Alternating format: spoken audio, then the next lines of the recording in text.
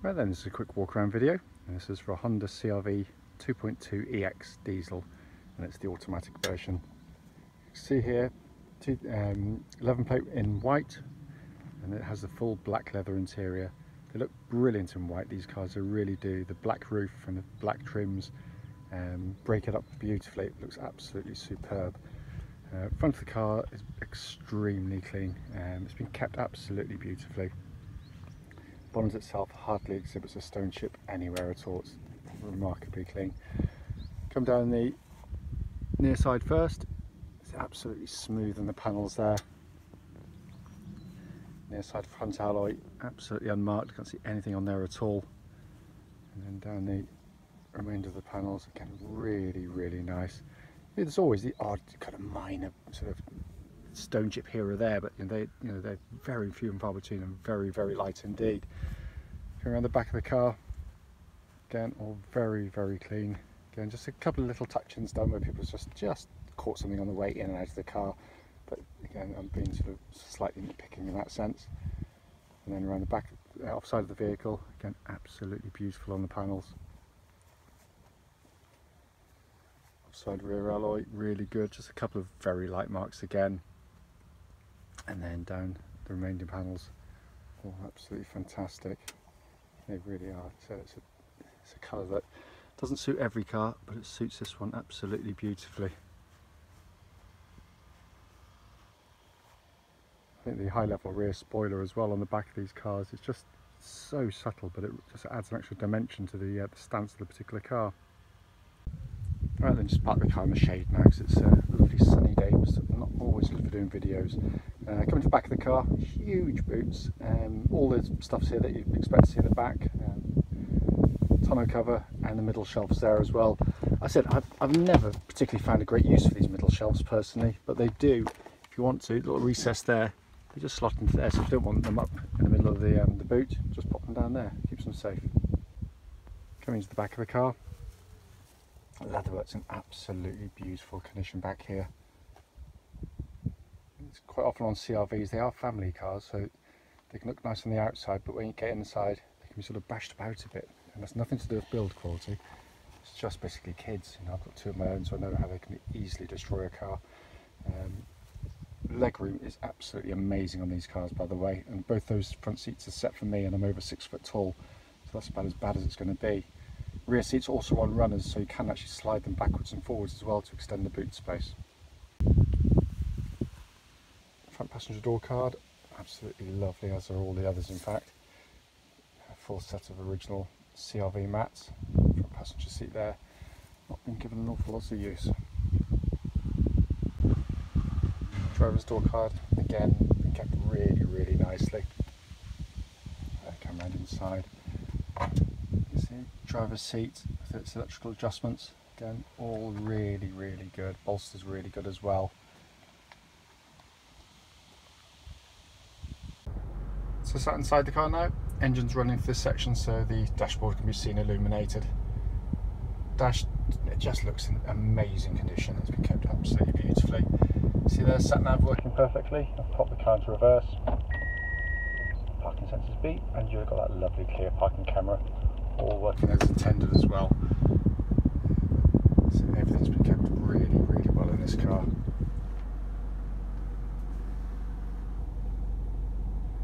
Come across to the dashboard itself and pan in there for you. Hopefully you can see 72,861 miles. Aside from a low fuel light, there are no warning lights on the vehicle at all.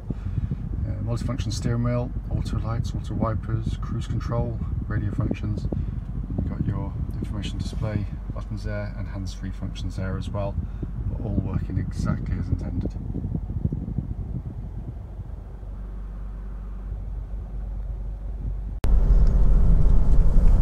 Right then, this is a quick road test video, and this is for a Honda CR-V 2.2 EX diesel. This particular car is registered VU11VCZ, and mileage at the start of the road test is 72,856 miles. Reason for doing these road tests is basically so if you're looking at this car in an advert online, you actually get to see that car actually in operation. We know that a lot of our customers now aren't just local to us, but come from all over Europe and the UK. So the least we can do is go to the time and effort to do this for you. We know how annoying it can be to go and see a car and go for a road test only to find out it's got an obvious fault which you should have been told about before setting off. So that's exactly why we do it. It's also done on these lovely quiet country roads. We're blessed to be in this fantastic part of Gloucestershire. We're a stone throw from the motorway, so it's ever so easy to get to as well. So a very brief background to this particular car. It's a car we know very well actually, because we sold it to the gentleman about a year or so ago, and he's basically upgraded and bought a later 14 plate, I think from memory, from us, of the new shape. Absolutely loved the car, completely sold on it. He had a CR-V before that as well, so it's nice to see he's kept it much as it was given to him. It's been kept absolutely beautifully. Engine starts absolutely instantly, of course, and settles to a completely even and smooth idle.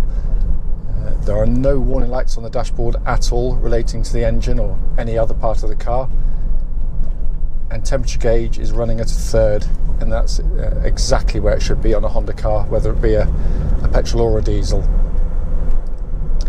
The engines themselves are just lovely, lovely units. They're very quiet, very smooth, very un-diesel-like in that sense, apart from the fact they give you tons of torque, and it's perfectly matched to the automatic gearbox, and that's not always the case with turbo diesels. There can be a bit of communication lost between the two, and they can be quite frustrating things to drive, but Honda have done a fabulous job on this. Cam chain driven engines, of course, so they're famed for their longevity as well. Let's see if I can go in here a bit. He's going to let me go by. Good man, he didn't need to do that.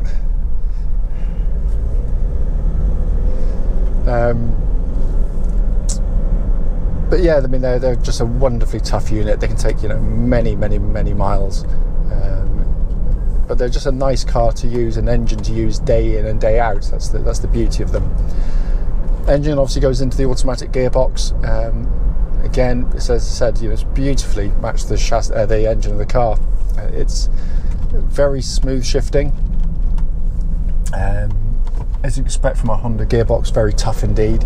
But the gear changes, you hardly feel them, in all honesty. The gearbox actually originally was found in the old Honda Legend, their big flagship car, 300 horsepower monster, and it was the one that they deemed necessary to take the torque of the engine, the extra torque of the turbo diesel. So it's massively over-engineered for the car and the engine, in fact. But it's just a fabulous gearbox to use, and there's no delays, no thunks, no clunks in the gearbox at all. It's exactly as it should be. Steering on the vehicle, this is a generation of CR-V I love because it's got this proper hydraulic power steering. It's very nicely weighted, tracks dead straight, there's no vibrations coming back to the steering wheel of the car at this speed, or any speed up to the legal limit, the speeds at which I'm allowed to drive the vehicles. But it's just a really nice power steering system. Matches the chassis brilliantly as well. These aren't sporty cars, but the steering itself, it's accurate, it's precise. It's very un-SUV-like in that sense. It's much more car-like than you'd expect, but it gives the car feel of solidity on the road, which is lovely. The chassis of the car, a Honda, as I've said on many of the videos, they're the world's best-selling manufacturer of SUV with the CR-V, this particular model. So they know the market very, very well indeed. So it's just a fuel light pinging on.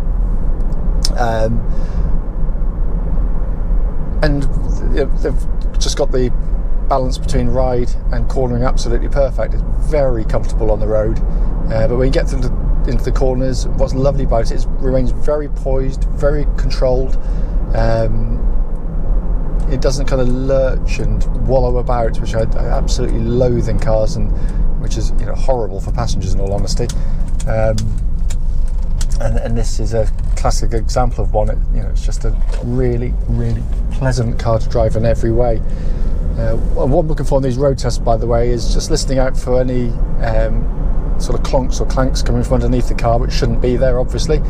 Obviously you'll hear it hitting a bump, that, you know, if you're going over a bump, but you shouldn't get any kind of secondary noises, and there's nothing on this at all. It's very, very tight indeed. The brakes, by the way, are very good. I did try them earlier. I'm not going to do it now because unfortunately I'm behind a rather pedestrian car in front, and I've got someone right behind me, so I can't do it. But the brake pedal itself's really good. There's no vibrations or pulsing.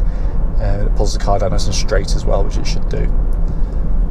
Looking around inside the vehicle, you know, again, it's just so well built. You know, there's not the merest hint of a rattle or buzz from the interior of the car. It's just beautifully put together, and joyfully easy to operate as well. Although it's a high specification car with lots of equipment, nothing phases. The sat nav, which you can see they're working perfectly, is just simplicity itself to use.